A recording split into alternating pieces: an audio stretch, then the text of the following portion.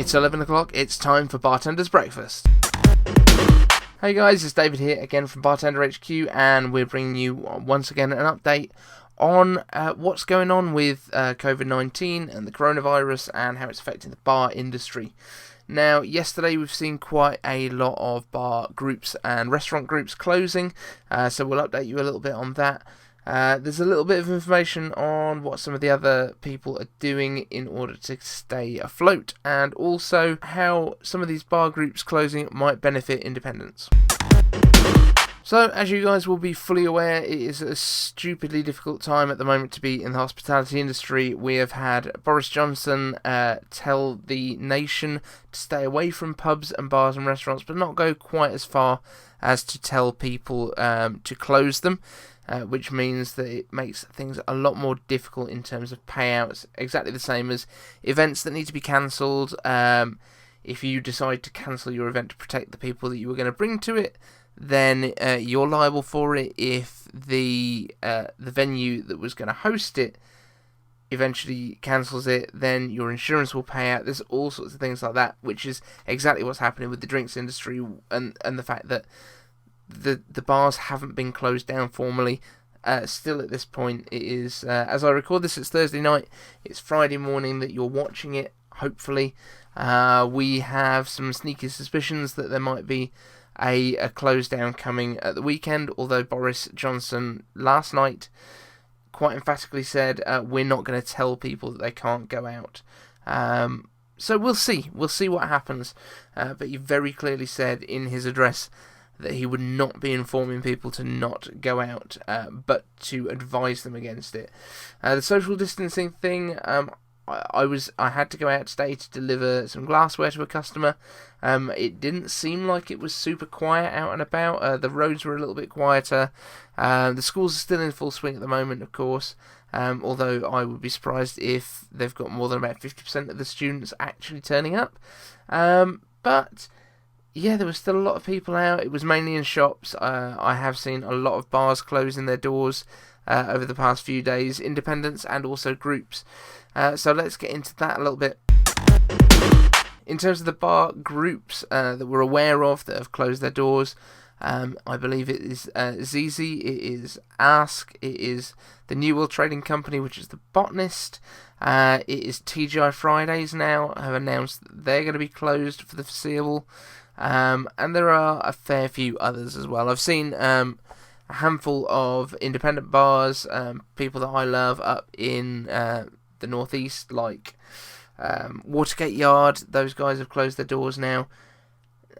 It's really difficult, and it's a really difficult decision for people to make. If you don't close your doors, then you could be just standing there with nobody there to serve. If you do close your doors, you're definitely not making any money, but where's the money going to come from to pay your staff? It is really, really tricky, and we sympathise, absolutely sympathise with you guys. It's a really tricky position to be in, and there is obviously the knock-on effects. As you know, I work in the wholesale side, and if people aren't buying stuff in the bars, then we're not selling as much stuff. So one of the things that is going on at the moment, LWC, my employer, has begun doing direct-to-home deliveries for people that are either self-isolating protectively for themselves or self-isolating because they have symptoms, or for people that are purely trying to socially distance themselves by staying at home, all of which are good ideas, but also not great for the bar industry, of course. And this is where the difficulty comes for everyone. So yeah, LWC will be using their existing network that they have to distribute stuff within 30 miles, I think, initially, of the depots. Who knows, things might change with that.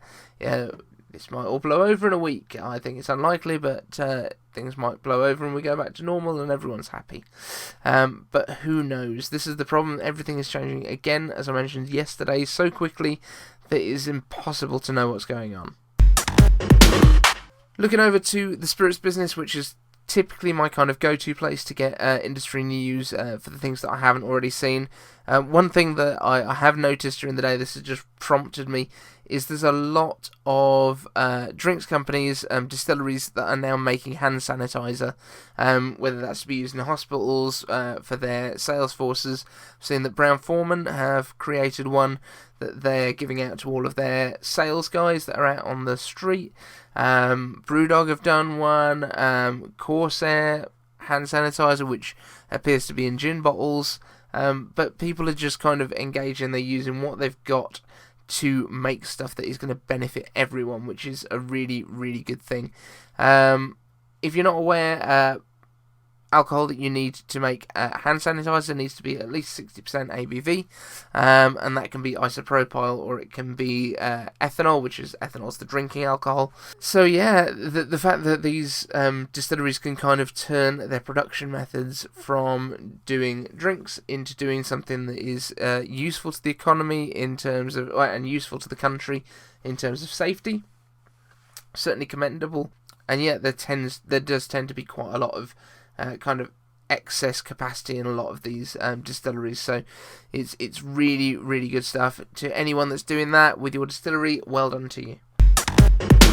Now, I mentioned the Drinks Trust yesterday. We've been talking about some other stuff. We are going to be doing a Instagram challenge, which is going to be kind of to raise awareness of what's going on for hospitality and raise hopefully some awareness as well for the companies and the charities that are out there helping people in the hospitality industry. I've got, as I say, with the closures that are going on, with TGI Friday specifically, I've got a huge number of friends that work for that company who at the moment are probably going to be out of work. I don't know how they're doing things, if they're paying out holiday pay, if they're doing unpaid leave for the staff, or what the plan is. So there's a lot of guys out there that are going to be struggling, and people like the Drinks Trust and Tip Jar specifically are doing a lot to help out. I've noticed that Patron have thrown a lot of money towards the industry. Diageo have done it. Jameson's have done it. And we can only thank those guys for what they're doing. So, Quarantini is a thing that I spotted on Instagram a few days ago. We didn't come up with the name. It was used as a bit of a joke. And then I've seen I think Hendrix might be delivering stuff under a Quarantini name. And there was some other things going on. But essentially, Quarantini has kind of become the hospitality word for what's going on right now. So, Quarantini Challenge. It's going up on Instagram. It's along the lines of what happened with the Ice Bucket Challenge. So it's to raise awareness for the tip jar guys and anyone else in the industry that's helping out. The idea is you make a martini style drink, so essentially straight up, but with things that you find in your house. So the idea is not to go out and buy new stuff. If you can forage stuff from your garden, absolutely go for it. But the idea is to use stuff that you've got in the house, probably non-perishable stuff as well. We want to kind of make it a little bit apocalyptic for a bit of fun, and then tag some people that you want to challenge to join you. And essentially, I think the same way as the Ice Bucket Challenge, it will be a case of if you don't complete the challenge, then you have a fine that you give to the charity. Although a lot of people, I'm sure, will give to the charity regardless of whether they're doing it, just because we're raising that awareness. That is my plan. That is what I want to do. I really want people to support this. So check out at Bartender HQ Pics on Instagram. That's where I will start it off from. I'll tag a few people and hopefully we can get this ball rolling. If there's bartenders out there that are kind of bored at home because they've got very little else they can do, grab one of those bottles that you won in a competition or that you've had knocking around for a little while, or the cheapest bottle of vodka that you bought from the supermarket on your way back from your last shift before your store closed. Make a drink. It can be as zany as you like. It can be as terrible as you like. It doesn't really matter. The whole point of this is just to get some awareness. Let's do some silly stuff and let's enjoy ourselves. Hashtag Quarantini Challenge. I'd love to see you guys getting involved. I'm going to wrap it up there. I don't want these shows to be super long because I know bartenders have got so much going on. Whether you're sitting at home and trying to find something productive to do or you're trying to find other work. If you are looking for work, Check out supermarkets. They're looking for people to do delivery driving if you happen to be a driver. Obviously, I'm pretty sure that they will provide the truck. I don't think they'll be expecting you to take your own car. Check out cleaning companies. There's a lot of bars that are getting deep cleans done at the moment while they're out of action, so there could be some casual work going there. Also check out retail. There's a lot of retail stores that are getting hit quite hard with people stocking up on stuff, and so they need more people to stack shelves. And let's be honest, you might be able to fill the gaps with that sort of thing.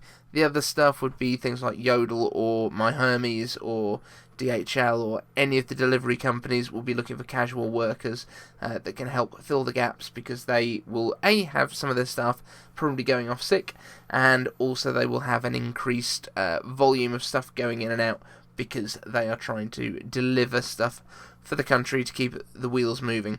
Other than that, just be kind to one another. Guys, the hospitality industry and the way that everyone rallies around each other always makes me proud to be a part of this industry. I've been a part of it since 2000. I'm not planning to go anywhere. Who knows what's going to happen, but I'm not planning to leave it anytime soon. So, guys, I will see you on tomorrow's Bartender's Breakfast. See you at 11.